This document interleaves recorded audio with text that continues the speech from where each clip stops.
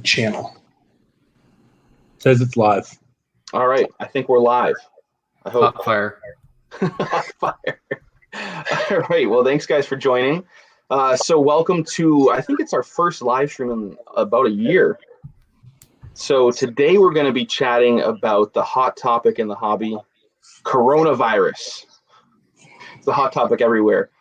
So we wanted to get together and chat with some veteran collectors and discuss kind of what we're doing during this pandemic while we're all kind of locked inside our houses or locked away from going to Walmarts and searching for optic or what have you. So got a few different topics we want to touch on, but also if there's any questions or we'll just see where the conversation goes. So we want to go around and introduce everybody. Joe, you want to start? Sure. My name is Joe. I'm a childhood friend of Jake's. We collected basketball cards growing up. I just got back into collecting with his YouTube channel. I don't do as much basketball as I did growing up. I do mostly Tom Brady's and football. But I'm still trying to follow along with it. I'm more of a medium range collector. Doing it for a while though. Thank you. Josh? Yeah, I'm Josh. I'm from Cardboard Chronicles, YouTube channel discussing mostly basketball cards, but high-end basketball, high-end sports cards, where I interview other collectors. Beautiful. Christina? Hi, I'm Christina. You can find me on Instagram and Twitter at Christina's PC, Kristinas PC. I am one of the co-hosts of House of Jordan. And yeah, I think fire's hot. And I'm Chris, also one of the hosts of the House of Jordan's podcast.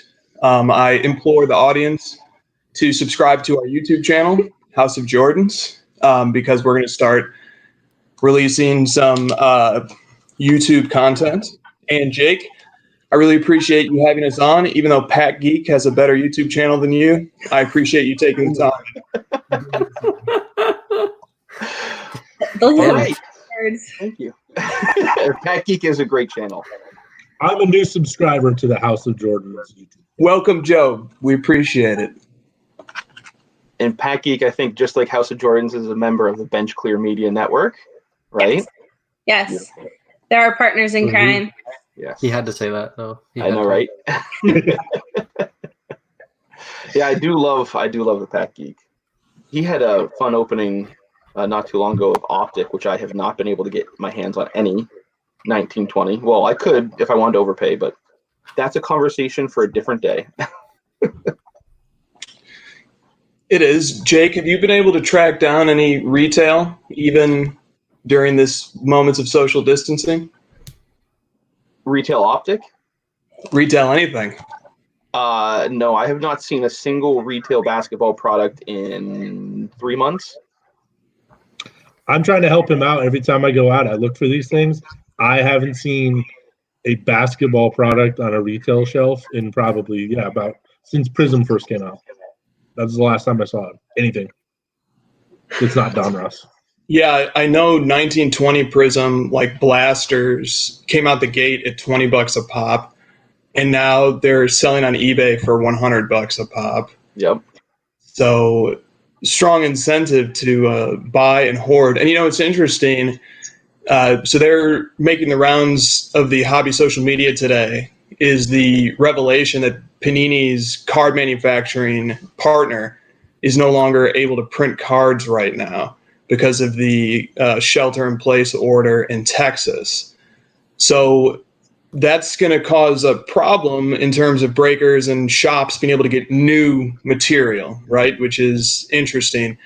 But it also positions all of those wax hoarders particularly well right now, because all of those blasters that they're sitting on suddenly are, the lifeblood of breakers and shops and people who need something to rip and to open. But, other shops are pretty well positioned, like the Bullpen out here in LA has like $3 million worth of product just sitting on its shelves.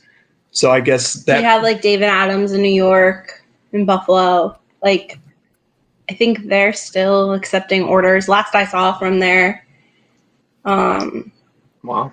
email was that they were still sending out orders, but who knows how long that'll be. Yeah, so I wonder what's going to happen with that. Are people going to, start ripping older wax? Are we going to see breaks of 93, 94 finest basketball, perhaps? I don't know. I mean, that could happen. I was thinking the same thing when that news came out, and I was looking on eBay to see, I wonder what's happening with some of the prices right now. And I haven't seen any movement yet, but I'm sure that's, not going to be far behind. Where'd Josh go? I don't know. We lost him. He had a good run. He'll be back. Bye, Josh.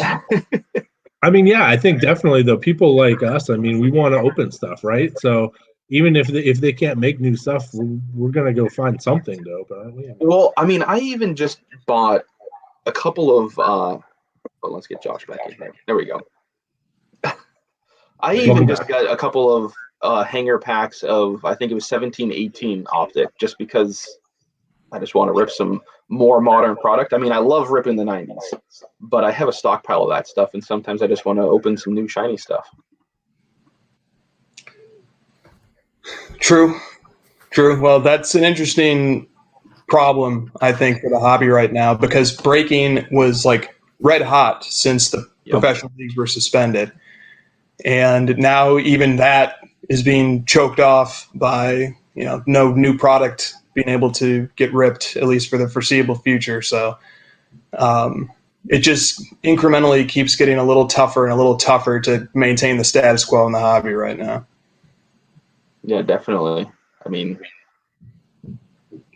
it's uncharted territory. I know somebody was asking, like, do you think this is just like an off season? That's been kind of the speculation going around. And I mean, this is so different than an off season. I mean, it could be the same duration of an off season, but I mean, even in August, when new products coming out and you've got other sports playing, and it's nothing like what it is right now.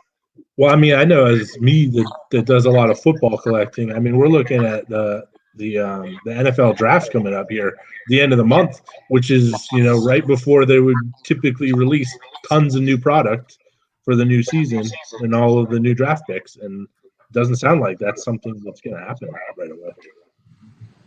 Yeah, that's going to be a problem, and it's going to slow down or push back some of the hype for guys like Burrows and Tua, who are the big names in this draft class. Usually guys are already positioning themselves to start hoarding some of their early release cards, and not going to be able to do that. And then you also have the grading companies that are out of commission right now. So we have 5 they're already backlogged. Really nice Lucas at BGS that got logged the day that everything shut down. And it just, it starts to become worrisome. Yep. But I had the same thing happen. I had a big order with PSA. Joe and I had a bunch of cards. I actually had a video talking about it the same day that PSA announced that they were, going to have to shut down. And then they announced that they're going to reopen and then shut down again. So it's been like a terrible timing on that. Yeah. I mean, I was hoping we'd get that stuff back by June. And now it's like, well, August would be I'd be happy to see them. It's tough, man. It's a tough predicament. You guys are all much bigger basketball collectors than me, though. So what do you think this does for, like, Zion rookie card? Obviously, this is like the hottest rookie card to come along in a long time. Any of his stuff, and now you're not going to get new product. There's no new product that's going to come out for him. So the rookie cards of him are stuff that is already out, and he's not playing any more games. So what do you think happens? Yeah, Well, I mean, the young. Go ahead. No, go ahead. I was just gonna say the young guys are probably gonna suffer the most during all this, and you're gonna see some of that money flooding into more established players that aren't currently playing, or established goats, as it were. So the Zions, the people that require playing to have the attention, are the ones that are going to suffer the most. 100%. And I was going to say, a lot of the product has already been made. Like, they're usually a few months out of like Panini's distribution. Mm-hmm. So like National Treasures, which was supposed to come out in April, like that's already made and like packaged. So like there will be Zion cards that are already signed. They're just not, like, the release is now delayed, like, to who knows when. So I think that you might see it become more of a hot commodity after this is over, because everyone will be ripping so much product at the same time, unless because I can't imagine Panini's going to just delay every release date for the stuff that they already have packaged and ready to go. Like, they will to some extent to get the best bang for their buck, but who knows what happens with the basketball season, and that's going to pretty much be the deciding factor. We go straight into playoffs, like they're talking about, with like a series just for the 8th round, like the 8th pick, 8th seed. Thank you. So like, yeah. So you're gonna, I don't know.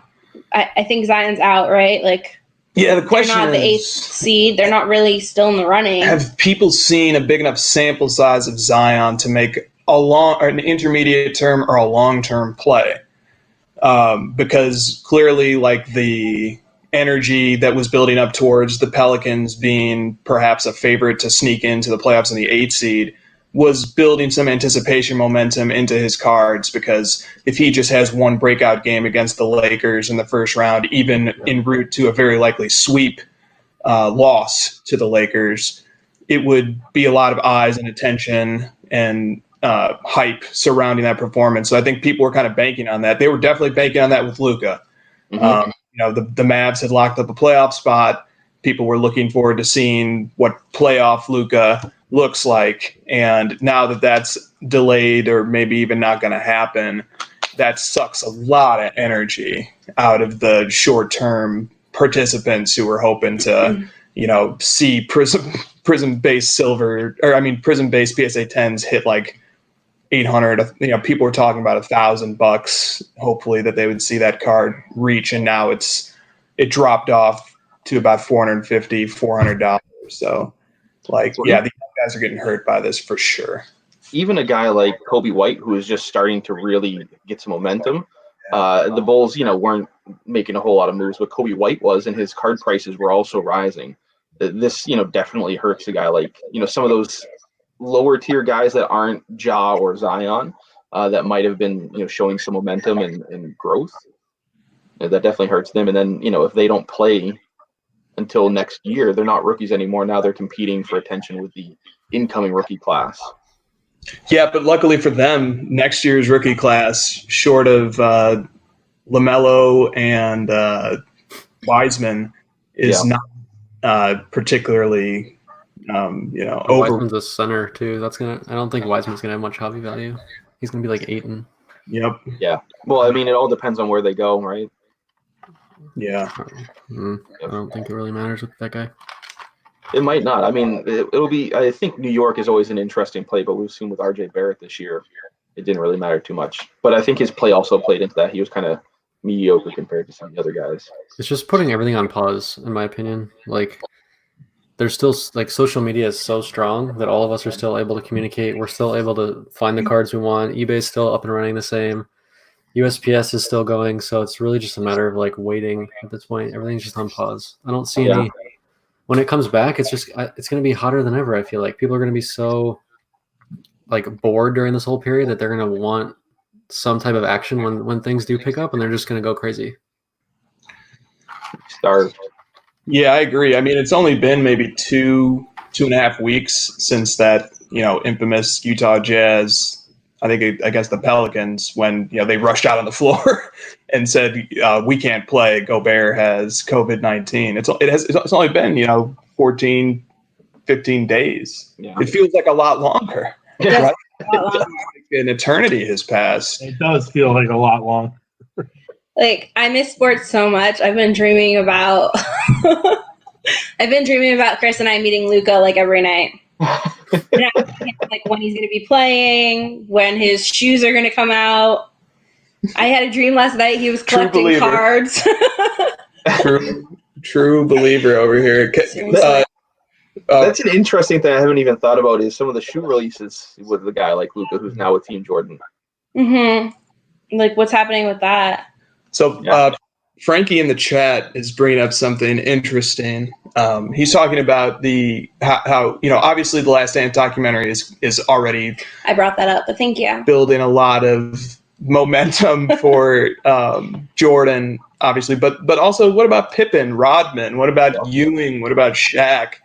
What about some of these other guys who are inevitably going to be featured in some capacity?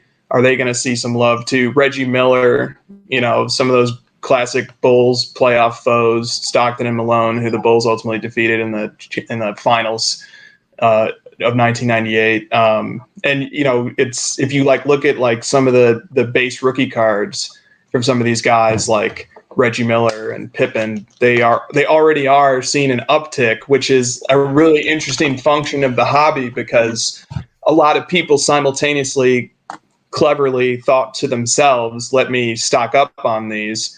And if you get a large enough number of people all thinking that at the same time, then it anticipates the hype before it even happens.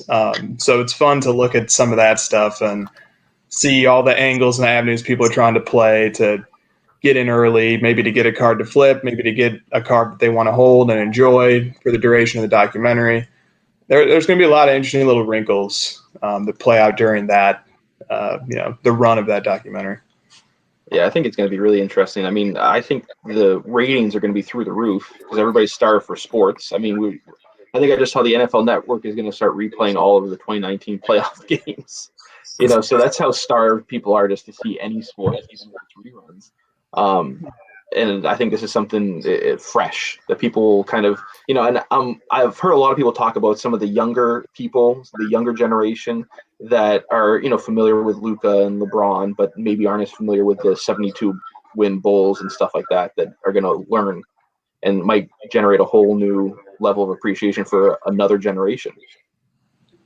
It's very true. I have a question for the panel, and to the extent that people want to get into it or they don't, that's fine. But how is everybody holding up in their ordinary life under shelter and home conditions and a pandemic, basically? I mean, we're almost at each other's throats. We're 5 minutes away from killing each other over here. So I've always been there, but now she's joined me. I'm finally there with him. So and now we're forcing you guys to sit together.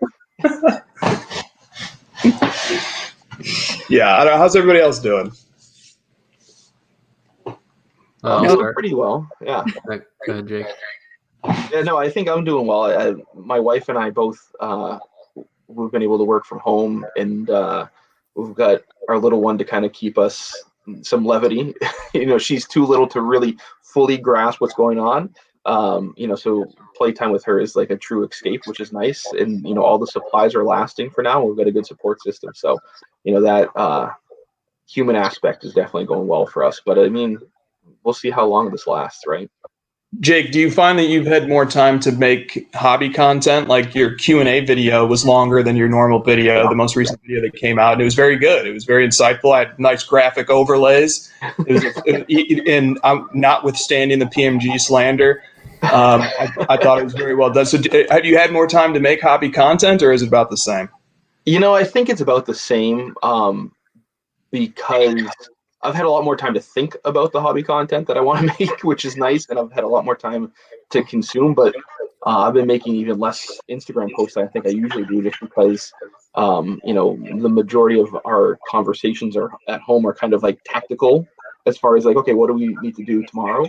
But I've been able to think about it more. But my regular schedule of kind of recording stuff on Sundays, and that's still definitely intact. But at the same time, like you were saying, that Q&A video took a lot more time than my typical videos do take. So I'm able to kind of put that little bit of extra effort in. But it's not that much more, unfortunately. What were you going to say, Josh? It's pretty much the same for me, to be honest. I'm in software, so I'm already on my laptop all day, every day, and that hasn't changed. Just now I'm in my room instead of at an office. But yeah, there's been more thought of like what supplies do we need to get and what food do we need to plan for, and being more thoughtful about trips outside to FedEx and USPS and trying to combine them and stuff. Hobby is a little bit different. I haven't been buying as much just because I kind of want to wait and see like what the prices do, and I want to hold a little bit. But I did make a huge purchase anyways, so that kind of went out the window. It's pretty much the same for me, to be honest. I've had less time with content because I'm working on a new project, but that's unrelated to this. Do you like working from home better since essentially the functionality is the same? No. It's hard with kids, man. Yeah. Yeah, I know. Like every 5 minutes, someone wants food, and I'm like, I'm on a freaking phone call. Like, I'm hungry. Where's my lunch? Like, in the fridge. Go get it. Go call the microwave.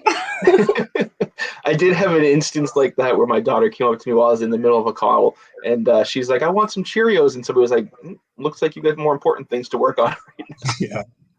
Yeah. See, I'm jealous. I'm jealous of all of these interactions though, because I think out of all of us, I'm the only one that lives alone. And that's a lonely experience right now. Yeah, I gotta tell you, it really is. You know, you hear the stories about people that are at each other's throats, but man, it's tough. You really don't realize like the social fulfillment that you get every day from doing everyday things until those aren't there anymore. Yeah, I agree with that.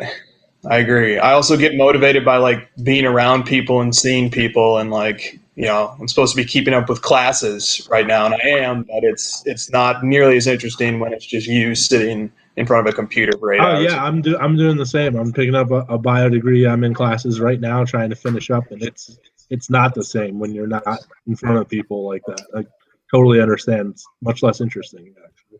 Yeah. Joe, Right Guy Seattle says you're not alone. Internet hugs. That's true. That's right. That's kind of an interesting point, though, that I hear people keep trying to compare this to like the 2008 recession. The difference now is that we're way more prepared for all this kind of stuff. Like we have so much more of an internet footprint than we had back then. Mm-hmm. And a lot of our lives are kind of already on the internet. So the transition is a little bit smoother, and I think the economy is going to recover quicker. And a lot of these companies are able to handle this a lot better. I'm seeing like a lot of companies that I'm used to interacting with handle this really well and like bump up their email marketing and starting to get people to try to purchase from them through different avenues. Obviously, there's a lot of small businesses that are going to struggle, but there's a lot of companies that are ready for this kind of thing. And a lot of these internet companies have things like Slack and WebEx and Zoom, and all of these different things are all here to make this quite a bit easier than it would have been 10, I'm doing a 10 lot years of ago. stuff through WebEx right now. Mm-hmm. Yeah, like everything I don't- comes in for us. I'm not all about the panic of 2008 just yet, just because of how like adept we are as a society. Yeah, I Well, think it's definitely impact. I got an email from my company that said no layoffs until June 30th. So I at least have like 2 more paychecks coming my way. So thanks. Yeah. And I think to your point, Josh, I think, you know, it hits some industries harder. Like obviously the entertainment and restaurant industry, those kind of workers are definitely hit harder than, you know, folks like us who are in technology, you know, healthcare workers and stuff like that. So it's like the impacts are different. It's not as widespread and you know, kind of as leveled off. It's, you know, I can still buy cards. Well, Josh touched on it right there. I guess that leads into, Jake, that was a question you wanted to ask people right now, right? Was if you were buying or selling right now. Yeah, and I mean, I've seen a lot of people ask me that. I mean, that was one of the questions in the Q&A. So I guess kind of questions to you guys. What are you doing any more or less buying or selling right now? I just made an awesome pickup. Can't wait. Take the lid off too. Okay. So we were on a buying and a selling freeze Okay.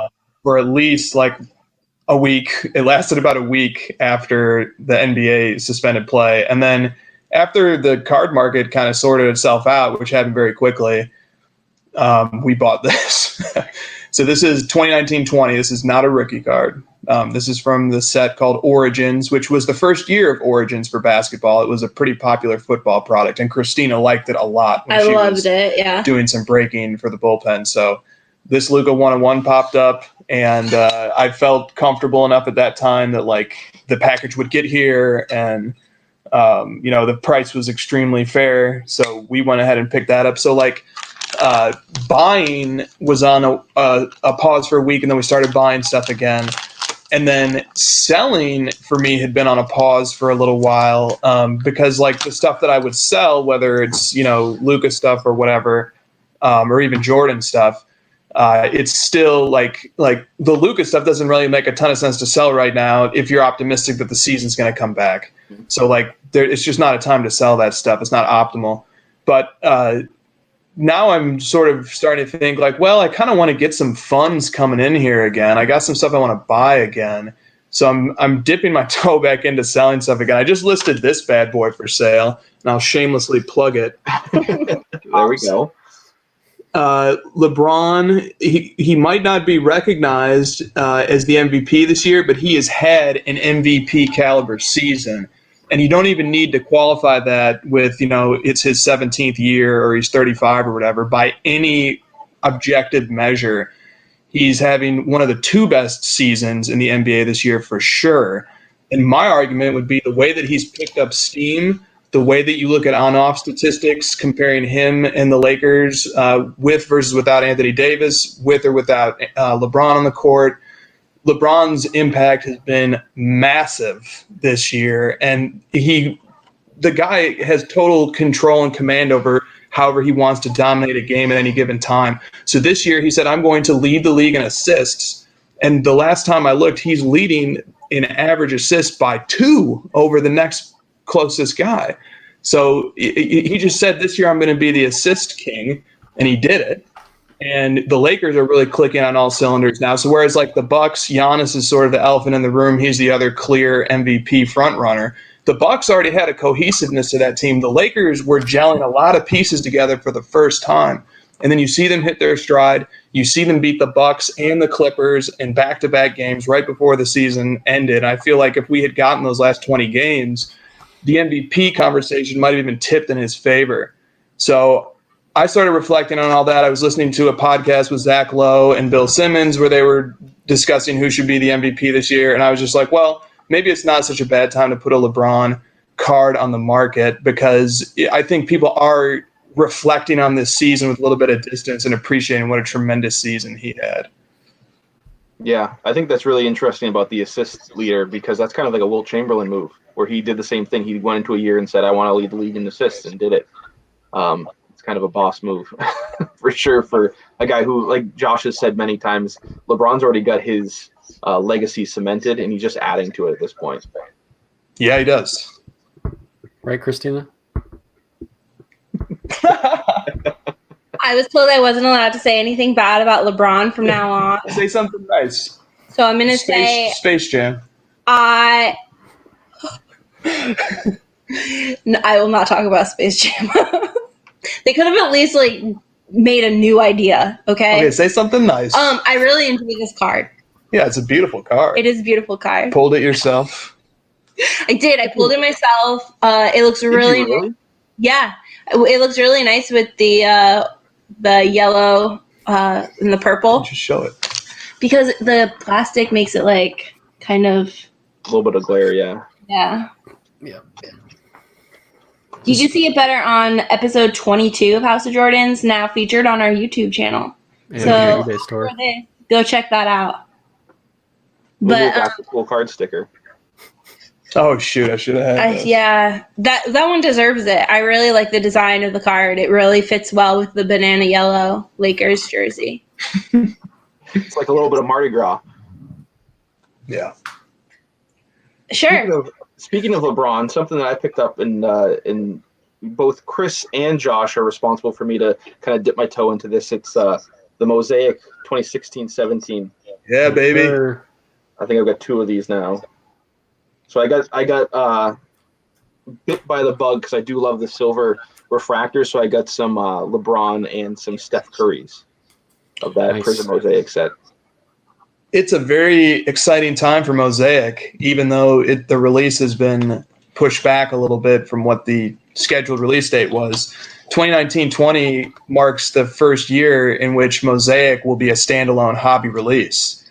Prior years, it had, like last year, was internet only. You could only buy directly from Panini. Now it's getting a much wider distribution, and the cards themselves are really cool. So Yeah, I really like Mosaic. the lineage of Mosaic is looking up, and it's exciting.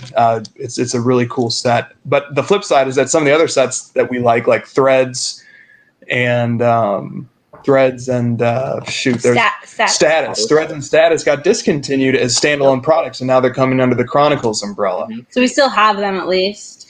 Yeah. And I really enjoy Chronicles. I think that it's a great product that has it's a little on the more inexpensive side, but it has really awesome cards inside of it because all of those discontinued lines are featured. So the print run seems to perhaps be a little smaller than if they all had their own products still. And Yeah, I know. it seems like they put a little more time into those cards. Yeah, because it's a later release.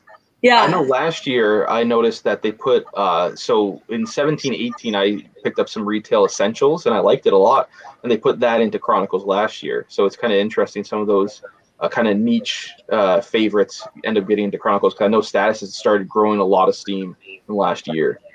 It did. This was in 1819 Chronicles. This is Vanguard, another discontinued standalone product. I'm not sure actually of the lineage of Vanguard, except I know that it was in something else before it was in Chronicles, but now it's in Chronicles. This is the gold parallel of the Luca. It's card number 481. Chronicles has really cool stuff like this. The boxes are only $200 still. So you compare something like that, like 1819 Chronicles boxes, to like Mosaic or something like that, and those are going for about $275 to $300 a pop. So like Chronicles is excellent bang for your buck. You get a lot of numbered rookie stuff in there. You get a lot of cool products that are brought under that umbrella. So I think Chronicles is a really, really fun, good bang for your buck product. Jake, did you ever end up getting any Chronicles? No, I didn't grab any last year. You know, the stuff that I was seeing online on a few of the breaks that I saw, it didn't really interest me. And then I started doing a little bit of deeper dive and saw that it had some stuff like Essentials that I liked. And by that point, I couldn't get any at retail. So it passed. I think Vanguard was a really old football set once upon a time. I think it was. Yeah. And then, I mean, they own the rights to all those specific products. So I think that's where they find some of those designs to bring them back. Put them in those Pacific sets. had some cool products back in the 90s. Pacific did have some really interesting stuff way back. That's for sure. Some was better than others, but yeah, I picked up a few of their Christmas ornament cards this last year. I have one of those. Yes, Drew Bledsoe. I had that one. Nice. Well, somebody said 90s, so let me take the occasion to shill for my last card in my pile. This is the Michael Jordan 95-96 Scoring Kings Hot Packs Parallel. This is a PSA 9, and what's cool and unique about these is that you could only get these in packs that contain the entire set. So you would get one hot pack that would have 12 cards in it. It would be the entire Scoring Kings set, and they all bear this little Scoring Kings logo, Hot Packs logo. And so I got this very recently. These are very tough to grade. Edges get a lot of wear. Surface condition can be very difficult. They often have smudges on them and weird flaws on the surface. So 90s. And then I also want to flex this card because somebody in the chat, I think Mellotron asked, why are you called House of Jordans? You're talking about all this modern stuff. So It's because I'm what Josh calls a degenerate pack ripper. I don't think I said those exact words. I understand that completely, actually. So. I'd like some attribution on that phrase. Thank you.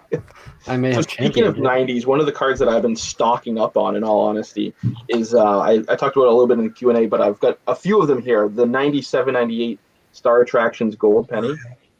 So I've actually got 7 of those right now. I only have 3 with me. A couple of them are sitting at ComC, and I actually just picked up one literally an hour ago. I saw one pop up on eBay, and I grabbed it. Yeah, What's that? You're making moves. You're cornering the market on that. I know, right? Well, that's one of those sets that I know. I think, Chris, you and I were talking about it like a year or so ago, that those are only in the, I think they're called Anco packs. So it was a very small release of packs that you basically get 19 cards in a pack. They're jumbo packs, and that's the only product that you can get the golds in, and they're 1 in 20 packs in those Anco packs. And it's a big set too. I think there's like 30 players in the set. So getting one of those stars, there's a Jordan in there, there's an Iverson in there, and then there's my penny. And before this year, I couldn't find any of those for less than 30. And in the last 6 months, I've been picking them up for like 15 now. That could be because they're dropping, people don't care about them, or I could just be finding deals. Who knows? But I like them. Very, very nice. This inspires a thought on me that I wonder what other people think about this. A lot of people are starting to ask, how do they start collecting Michael Jordan cards? What do I buy? A thought occurred to me that Star Attractions Gold is an excellent underpriced Jordan card that has it presents very well, has a nice like gold foil sheen to it that looks amazing.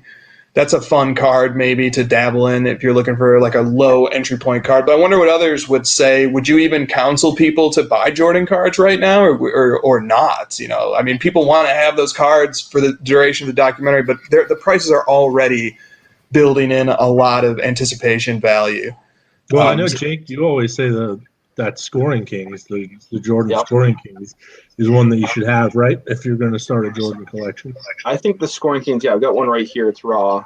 I think the Scoring Kings is like a must. Oh, yeah. And they're not too hard to find. They are definitely condition sensitive, but it's just a classic. I mean, this is one of the Arena Design sets that was one of the first big chases.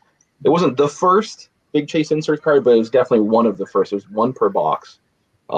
I think that is a great one. I mean, those, depending on the condition, you're right around the $120, $200 price point. So it depends on, what you consider entry level.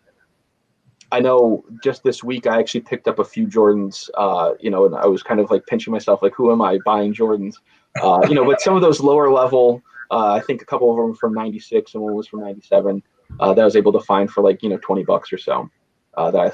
They're just cards that I always enjoyed as a kid that I was like, hey, if I can grab one.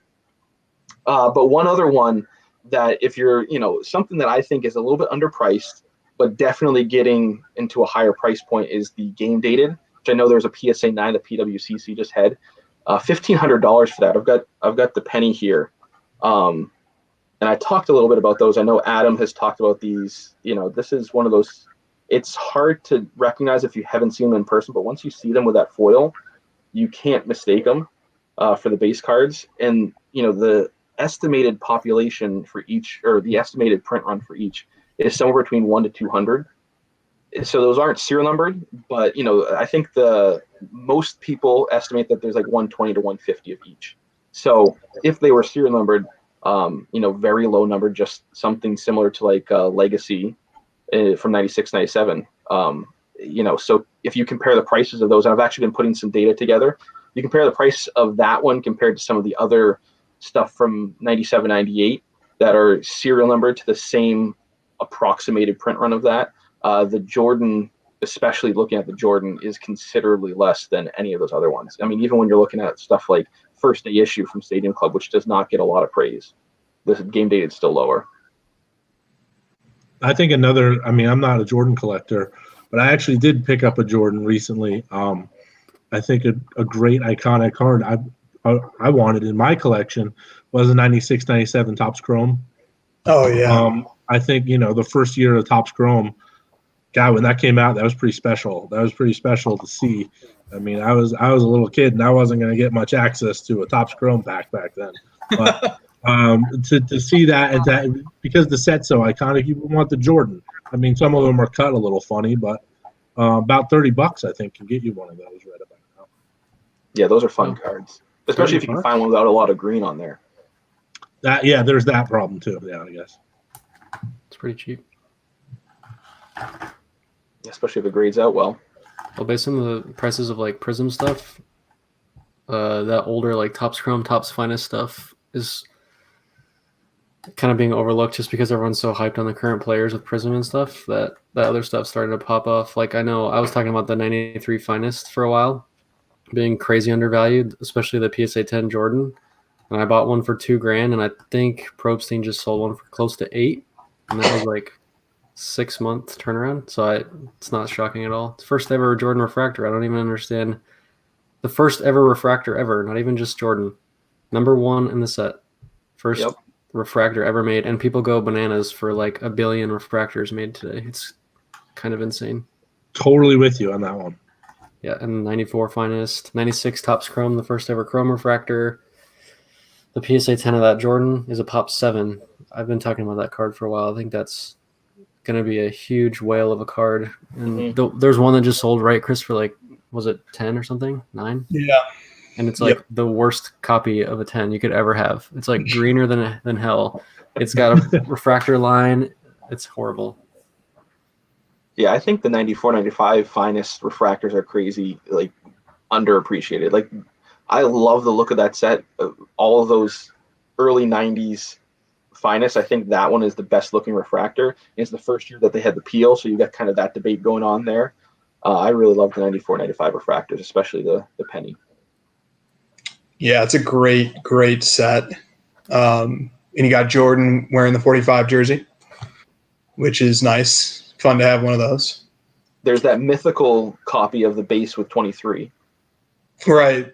Yeah, and I don't think there's a refractor version of it. There's just a version with these diagonal lines running across it. Yeah, they're all in pretty bad shape.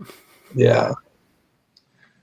Well, those are some great suggestions, honestly, for Jordans to look at and to think about in like many ranges.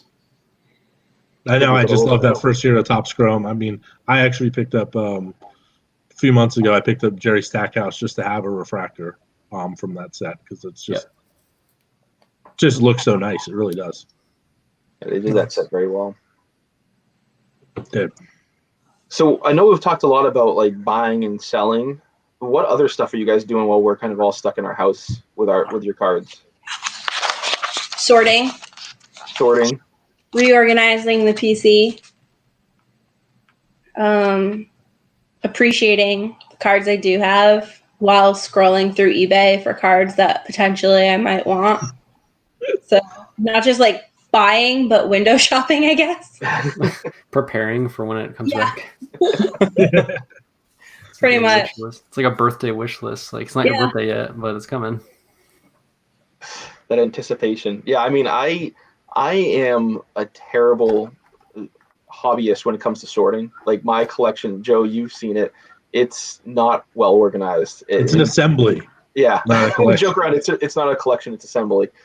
But I've been doing the same thing as you, Christina. Kind of appreciating. Like I'll be sitting on conference calls when I'm trying to not pay attention, and I'll just be looking at my cards instead. So there's definitely a lot of that going on. Yeah, I would like to get to. I need to do some of that, especially since I'm moving in like a month and a half. Or supposed to be, and I don't know about you guys, but moving a collection sounds like a daunting thing to do, and mine's not even that big. Yeah, it'll make you really reevaluate what you really need. That's right. Yeah. I've always been an advocate of like a smaller like PC anyway. But it is fun having a big pile of cards to flip through too. So it's balancing act there for sure. A pile or piles? Well, if you that's a deeper question. If you can see the studio office, it's piles of boxes. Yeah. This is all I have. Yeah, the One Box Club. From the king of consolidation himself. This is the One Hand Club. Yeah, one hand. You consolidate even more, huh? Yeah, I only have 10 left. Hey. One. But I spent it all on one card. It's coming. Ooh, no. Actually, no. You have a binder. Actually, the last time that we were on here, you actually suggested one of those, and I actually went and picked this up. Wow. This is terrific. the Z Folio, and I want to say thanks for that suggestion because these are really, really nice. Yeah, I've got 5 of them right here. I do have a lot of cards. I'm just kidding. I have 5 binders of stuff, but my whole collection fits in one hand or those binders. Those are great suggestions, so I want to say thanks. Yeah, those e-folios are nice. Hardcover. Mm-hmm. I know I've tried to be buying some recently. I mean, I know I've had a couple of people actually tell me, be like, hey, look, I've seen a lot of rare cards start to pop up on eBay that you wouldn't normally see many of. I know, Jake, you've mentioned that too. Mm-hmm. But surprisingly enough, and I think with everything that's going on, I think there are a lot of people that are looking to sell right now just to get a little extra money. And we are seeing some pretty interesting things pop up every now and then that maybe you wouldn't have normally seen under normal circumstances. Yeah, people, and myself included, are selling just anticipating the unknown. Something may come up where cash is going to be the most important thing you can have right now. So myself included, I've been selling some stuff just because of that. But it has been like this weird back and forth of like everyone trying to sell, so no one's actually buying. It's kind of weird. But honestly, my LeBron stuff is moving at about the same pace. I know someone earlier mentioned in the chat that the LeBron market's really hot right now, and his market is like actually going up quite a bit right now. And I think it's more to do so with people wanting to lock into like safer things right now. Like LeBron is kind of like the version of like gold, in like the traditional markets. Like he's just a little bit safer, and you don't have to worry about it plummeting to the floor on some of his stuff, like some of the base, PSA 10 Giannis and Luka stuff has been doing. So I think some of that money's been moving out of some of the more common stuff and into some of the more rare LeBron stuff. So that's not that surprising to see. I guess it's like harder on the front to sell it, but like in the end, it still ends up selling for the same price as I usually do. It's just harder to like convince someone. Well, I mean, you mentioned earlier, right? You thought people would look under all of this, start looking more and more into, like you said, GOAT markets with things like LeBron or things like Jordan. I mean, I collect Brady, and I can tell you I haven't really seen a decrease in any of his stuff as far as value goes. But you are seeing some rarer things pop up that we wouldn't normally see, I don't think. Yeah, those are probably coming out of people that need the money a little bit more. Mm-hmm. You're going to see those scooped up, though, by people that want to. Oh, they're getting, they will be scooped up very fast. Yeah. Yeah, they're not sitting out there. No. Yeah, I know. I personally was getting kind of like a little sell pile ready to try to kind of get some stuff sold to get some more funds for national. But now, I mean, even that's up in the air. So I've definitely been kind of pushing the pause button on my selling stuff. Like, well, that PSA order was supposed to help with that. Yeah, that was. National's going to be canceled. It's going to be canceled. There's no way. I don't know why they're delaying it. So they're like fighting it pretty hard, but there's no way. Yeah, I mean, there's been a lot of talk about that, and I think that like they just came up with something a day or two ago saying, "Hey, we haven't canceled it yet." But I think my assumption is they're just waiting until they have a backup plan before they don't want to announce, "Hey, it's canceled," and then have indefinite plans. But I mean, we're all kind of assuming there was a big gaming conference that was planned for August that's already canceled, and I know Kyle talked about on the Wax Museum podcast that site where the national is going to be held is being turned into a hospital. So, good luck with that being ready. So if you look historically at the Spanish influenza of 1918, there was a decrease through the summer months in the Northern Hemisphere. So we could potentially see a decrease of cases and life back to normal starting end of June through mid to late August. So that might be why they're holding off at the beginning of August, end of July, is they're thinking if it acts like a historical virus, then we will see a decrease, and then people will potentially be more inclined to travel, and some of these shelter in places will be lifted. But then also the downfall of the Spanish influenza of 1918 is that it came back with a vengeance in the fall. Yep. So I don't know. One of the things like we have to watch is who travels, because that will help spread it late August to ramp back up in September and in October. Yeah. Fun fact, the reason why it's called the Spanish influenza of 1918 is because it happened during World War I, where all of the Allies had newspapers halt reporting on the influenza. It actually started in Kansas in the US. That was the first documented case. And it went through an army barracks, and then they went out and traveled through Europe. So the US is kind of historically referenced as the spreader of the 1918 flu. But because Spain was basically Switzerland in World War I, where they weren't on a side, their newspapers were free to print whatever they wanted. Journalists reported that the flu was happening in Spain, no one else was, and therefore it's documented as the Spanish influenza of 1918. Interesting. Huh. Yeah. I like it. I like that. Fun facts. Good tidbit. It is a fun fact. You know, I think one of the other things that I've been thinking about is I've been excited for this year's Hall of Fame induction, and that's in the fall. But even with that being in the fall, I've kind of held off getting tickets for that. And I'm kind of like every day I'm kind of debating, okay, you know, do I just grab the ticket and see what happens with that? But it's like even that's up in the air. I thought you were going to grab a ticket for that. I was going to. But then like a week later, all this stuff started happening. So I definitely still want to go, but I'm supposed to go up there for that. I know. Tim Duncan is my PC guy, and that's his induction. KG is your guy. Yeah, my wife is a big Kobe fan, so you know all of the stuff with him has hit her hard, and so she wants to go even more. Just you know, that's going to be a big show for him. Yeah, all of that for sure. Absolutely, there's going to be a lot of people there for that. I think the national people need to start looking into doing an online show. I don't see any reason why they can't. We've already proven it can be done with Instagram in one day of planning. Right. They have a full business like circled around how that works. I think they should be able to figure it out in 4 months. That's like what I was talking about earlier. Businesses need to learn how to adapt to what's happening. So they should prepare for the inevitability that a lot of people aren't going to even want to go, even if they have the show. And their traffic is going to be way lower than it normally is just because people are freaked out. Mm-hmm. So why not try to figure out how to do it online? It's not that difficult. All you need is people to communicate over the internet, and then you ship things to each other. Yeah, absolutely. I mean, like you said, they can definitely put the infrastructure around it. You know, The internet is definitely the easiest way to go for all of us at this point. There's no reason why they can't. Maybe we can organize it. They can pay us. It could be bigger. It could literally, if they figure it out and put the right resources, get the right development teams in place, they could make it bigger than the real national.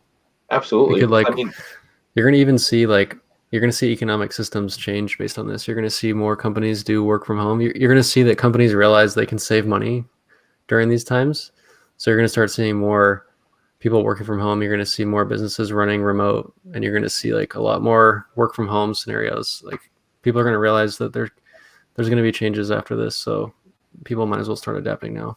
Absolutely. Yeah, I know. Like I think you're right about that for sure. Yeah, my company's been in a little bit of a space crunch for the office, and I think this is probably proving out a easy solution for some of that. Go look at the stock for Slack. Their stock has like doubled in the last couple of weeks. Zoom too. I was looking at Zoom the other day. Yeah, Zoom is taking off too. Amazon stock is still going strong. Like some of these companies that are already running remote, they are having no problems. Nope. Definitely the retail and the service workers and restaurant businesses. I feel for those places, right? It's easier for me to say things are going the same because I'm in software. So I fully respect that a lot of people are struggling right now, and the economy is taking a big hit, and it sucks. So my heart goes out to a lot of those folks, especially ones that like to buy cards and don't have the funds to get the cards they want right now, and it stinks. Yeah, I definitely feel for the people who also are like forced into moving their cards. That's definitely a sucky situation to be in. Definitely not a place you want to be in, though. You're going to see full-blown office buildings close for good, guaranteed. You're going to see like huge office buildings like never fill up again. Someone's talking about, I may never be back in my office. Some like workers won't want to go back to the offices, and businesses will realize they can function just as well without office buildings. Plus, they don't They what? Right. They don't have the overhead. They just have Right. to supply you a laptop and a Totally. phone, and you can work from anywhere. Yep. And And for then people with families, probably much happier to be at home a little more. Yeah.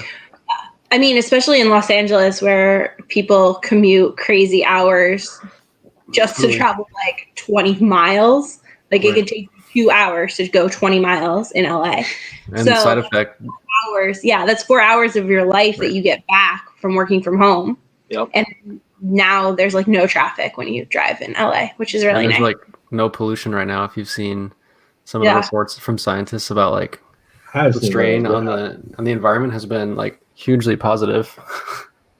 I was thinking about the terrible movie The Happening.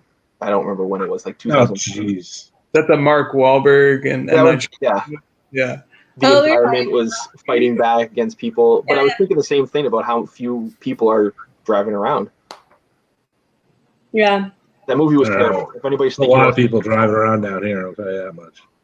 Yeah, I've noticed that out here too. Well, it started back up again.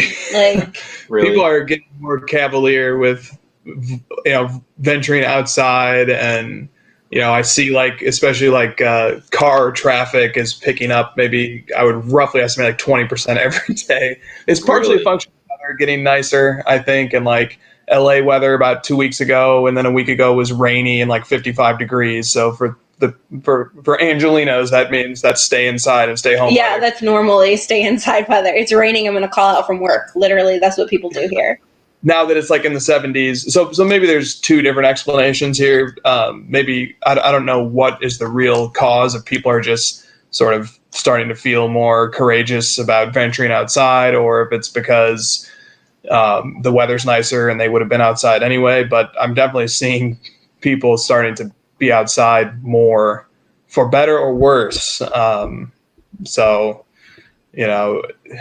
whatever we got to do to just get this done over with. I know it's like a team effort. Like I want to watch basketball. Stay inside. God. Right. Seriously. I mean, I think my cause around here is just Florida. There's really no other explanation other than Florida.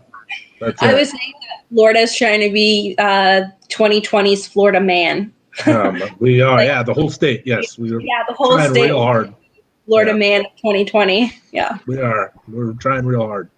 Yeah. You're succeeding. It's Good awful. job. So bad. It's really not helpful. I actually had a thing I wanted to bring up. So one of the cards that I recently bought. Let's see if anybody has any stories like this. I own the rainbow for the 2012 Tom Brady Topps Chrome, like this, and so I bought this. This is the jersey numbered. I don't know if you can see that. But out of 12, number 12. Really like this, and so it came in an absolute disaster. Oh. Just obliterated. I'd never seen it before. In fact, the package was so messed up that the USPS actually repackaged it and put the butchered package inside of another package and was like, we had to repackage this thing. So I don't know if that got caught in a sorter or what happened, but the seller didn't give me anything other than this. No cardboard, no nothing, and that's what happens when you do it. So it's a one-of-a-kind card that's been ruined. So I was wondering, have you guys ever had anything get just damaged in the mail like that before? Because that's the first time I've ever had something come in like that before. Yeah, I had one in the last 2 months. It was a penny soul of the game, and it was similar, a little bit worse. It was in a very small. The package was barely the size of the card, and then it had cardboard around it that didn't even cover the entire top loader.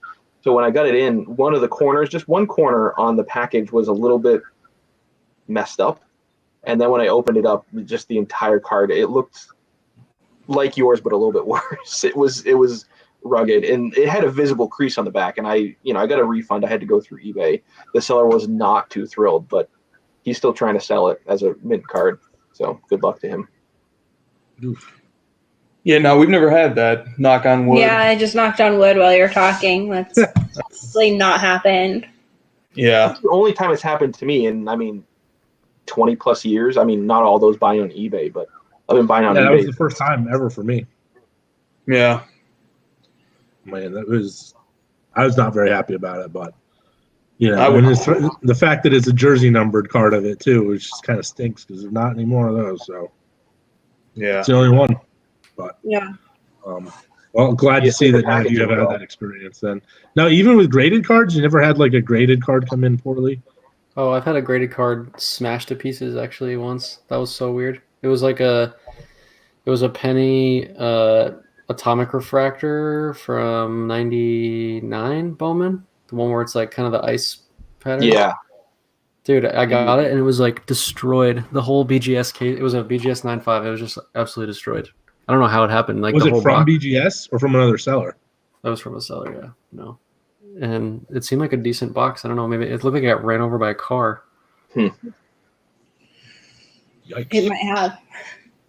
It probably did. Honestly, I was really sad. I wanted it. Well, their mail sorters are like these huge machines that like hit, like they scan. So if it gets stuck in like the mechanics of that machine, like somehow like gets crushed when the beam comes down to sort it in one or the other, fork, like it could potentially happen.